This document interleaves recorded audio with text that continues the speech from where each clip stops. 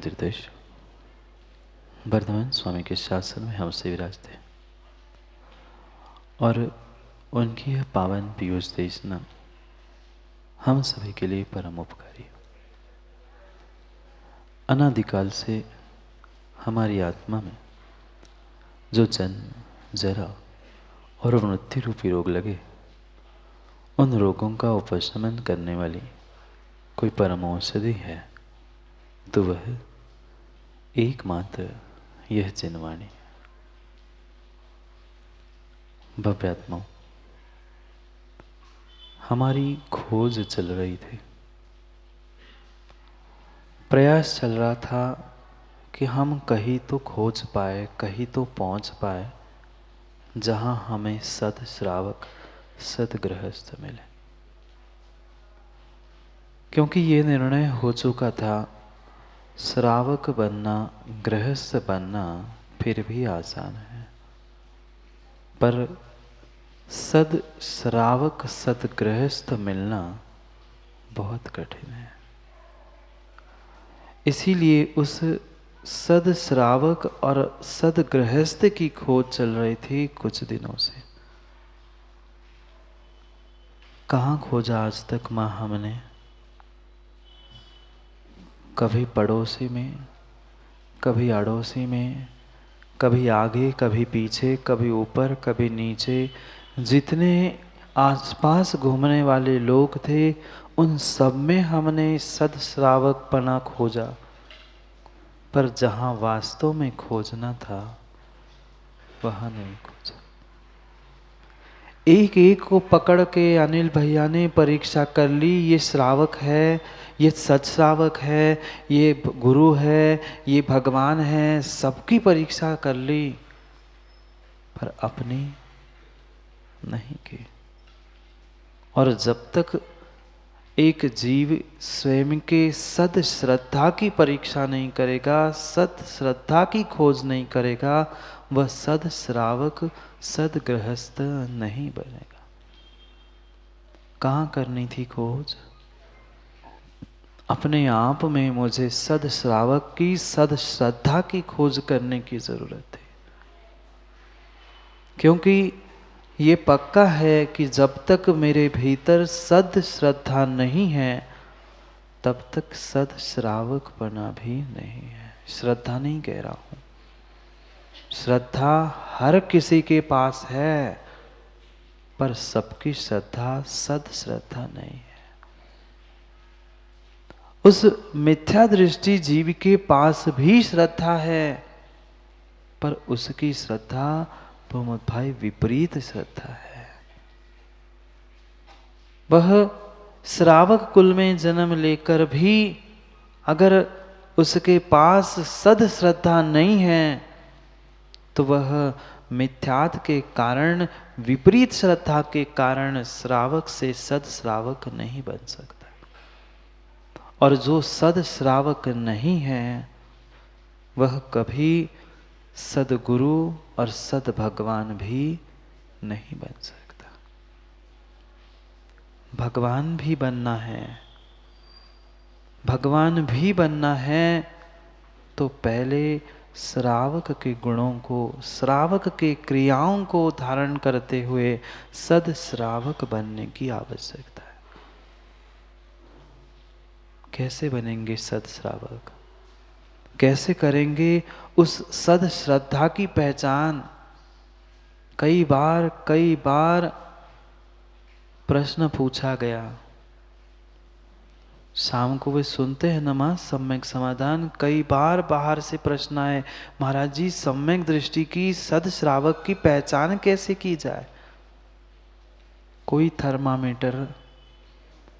Thermometer नहीं है कि जैसे थर्मामीटर लगा के बुखार को नापा जाता है, ऐसे कोई थर्मामीटर नहीं बना है कि उसे लगाकर श्रावक की, सद श्रावक की और उसके श्रद्धा की, सम्यक की पहचान करे।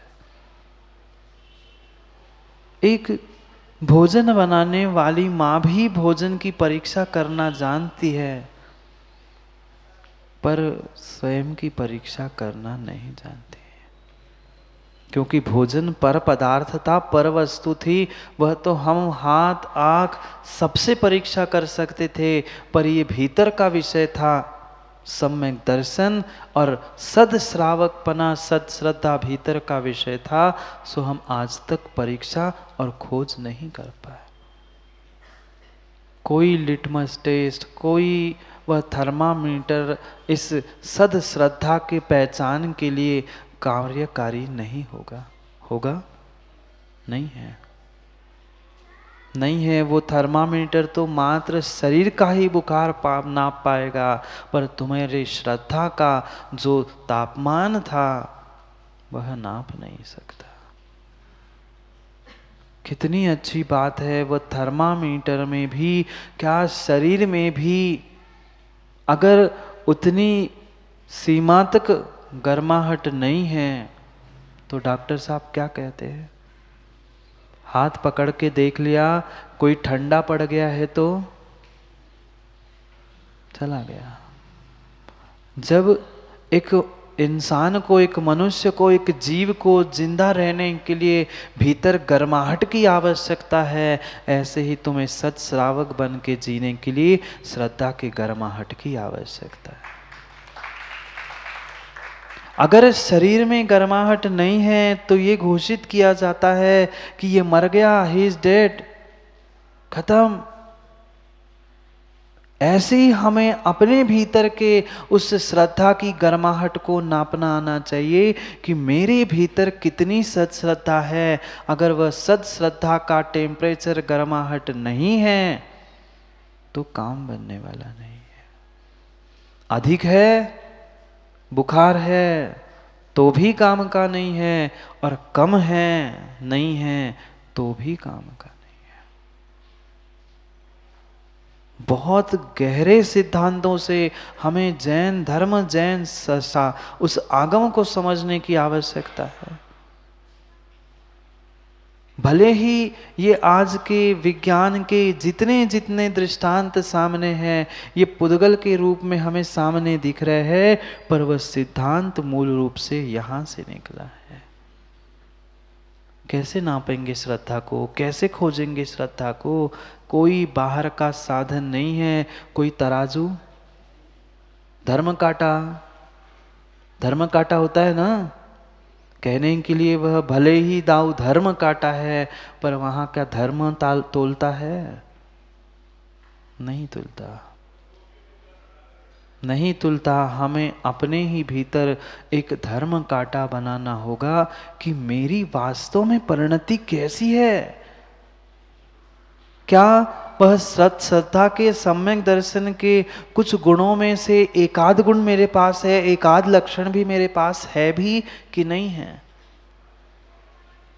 किसी दूसरे में खोज करने के लिए श्रेयांश भाई मत चले जाना, क्योंकि ये पक्का है जो दूसरे में खोजता है उसके पास वो नहीं होता। जो दूसरे से मांगता है उसके पास वो नहीं होता। भीख मांगने वालों के पास करोड़ों होते हैं ना। दूसरों के पैसों को देखकर अपने पास भी पैसे हो जाए, धन हो जाए, ये कौन इच्छा करता है? जिसके पास नहीं होता। अगर हम दूसरे की श्रद्धा को, दूसरे के सम्यक दर्शन को नापने का प्रयास कर रहे हैं, मतलब मेरे पास है नहीं है। जिसके पास होता है वो उसका आनंद लूटता है। वह लखपति क्या, करोड़पति क्या, जिसके पास जितना भी धन है वो उसका आनंद लूटता है। नहीं है, वो दूसरों को देख के जलता है और चाहता है कि उसके जैसा मेरे पास आ जाए। दूसरे की खोज कर रहे हैं, दूसरे की श्रद्धा की खोज कर रहे हैं, दूसरे में सत्श्रावकपना खोज रहे हैं, मतलब तेरे भीतर अभी सत श्रद्धा, सत्श्रावकपना, सम्यक दर्शन प्राप्त हुआ ही नहीं है, मिला ही नहीं है तुम्हें। भटक गया है तू, रास्ता भटक गया है। सद श्रद्धा खोजने का रास्ता यहाँ से शुरू होके यही समाप्त होने वाला था, पर तू कहीं बाहर खोजता रहा, इसलिए न यहाँ पहुँच पाया न वहाँ पहुँच पाया। यही से शुरू होके यही समाप्त होगा, तब जाके हम यहाँ से वहाँ पहुँचेंगे। कहाँ मिलेगी श्रद्धा? पत्थरों में। हरीश भाई, पत्थरों में भी श्रद्धा मिलने वाली नहीं है, कागजों में नहीं। माँ, कागजों में भी श्रद्धा नहीं है, क्या इंसानों में? ना इन इंसानों में, ना ये भी इंसान बने हैं, इनमें भी मिलने वाली नहीं है। श्रद्धा अगर मेरे भीतर होगी, श्रद्धा अगर मेरे भीतर है, तो इन कागजों में मुझे जिनवाणी मिलेगी। अगर श्रद्धा मेरे भीतर है, उन्हीं पत्थरों में मुझे भगवान मिलेंगे। अगर श्रद्धा मेरे भीतर है, तो इन्हीं इंसानों में मेरे भगवान का रूप, गुरु का रूप मिलता है। पर ये पक्का है पंडित जी, वह श्रद्धा इसमें नहीं है, श्रद्धा है तो मेरे ही पास, मेरे ही पास है। अगर मेरे भीतर श्रद्धा है तो मुझे सब कुछ देव शास्त्र गुरु मिल सकते हैं, और श्रद्धा नहीं है तो पंचम काल में भी देव शास्त्र गुरु नहीं मिलेंगे। खोजो थोड़ी सी तो मां खोज करो कि क्या मेरे भीतर एक इतनी चुटकी भर भी सद श्रद्धा है, सम्यक दर्शन है? क्या उसमें से एकाध लक्षण, एकाध पहचान करने के लिए कोई मेरे पास है? कहने के लिए तो हो, खोज करना है हमें अपनी। क्योंकि सद श्रावक बने की, भगवान बनने की अगर कोई पहली सीढ़ी है, कोई प्रारंभ की अवस्था है, तो वह है सद श्रद्धा। एक श्रावक नहीं, एक इंसान बनने के लिए सद श्रद्धा चाहिए, सद श्रावक बनने के लिए सद श्रद्धा चाहिए, सदगुरु बनने के लिए सद श्रद्धा चाहिए, और सच्चे भगवान बनने के लिए भी वह सद श्रद्धा ही चाहिए।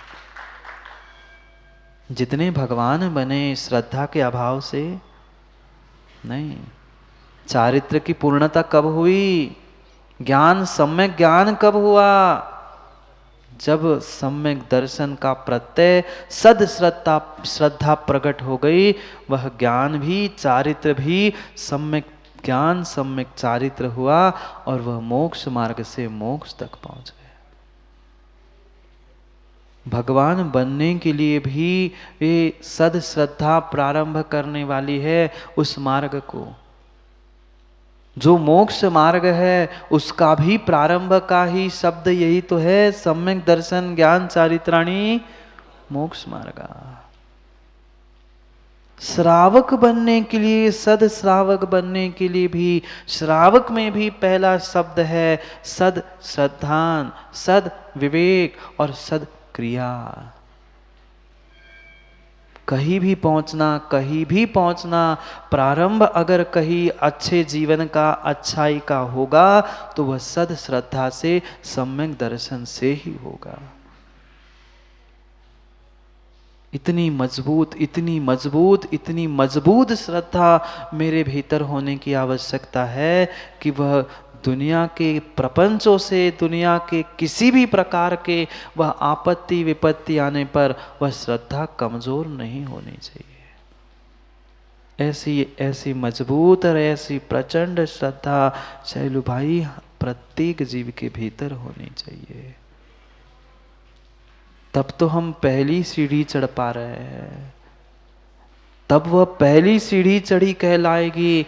अन्यथा वह अंतिम सीढ़ी की कितनी भी चर्चा कर लेना कि भगवान का स्वरूप ऐसा होता है, भगवान बनना है, ये बनना है, वह सब हमारा कार्य निरर्थक होगा।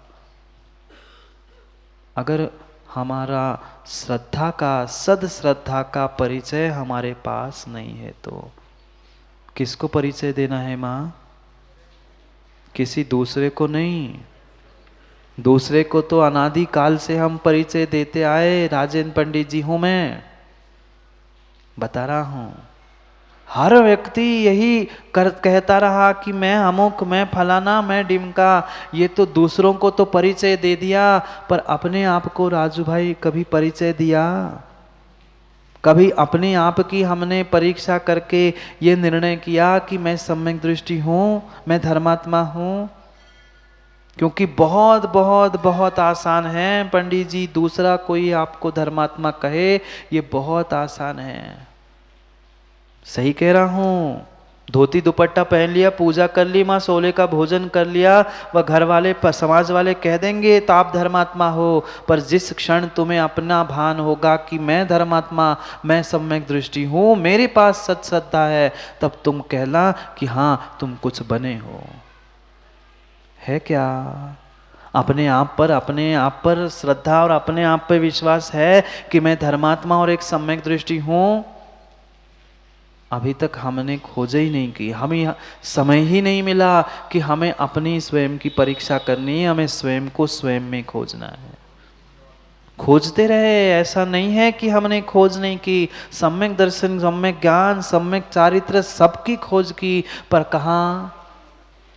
पड़ोसी में, दूसरे में, अपने में नहीं खोज पाए।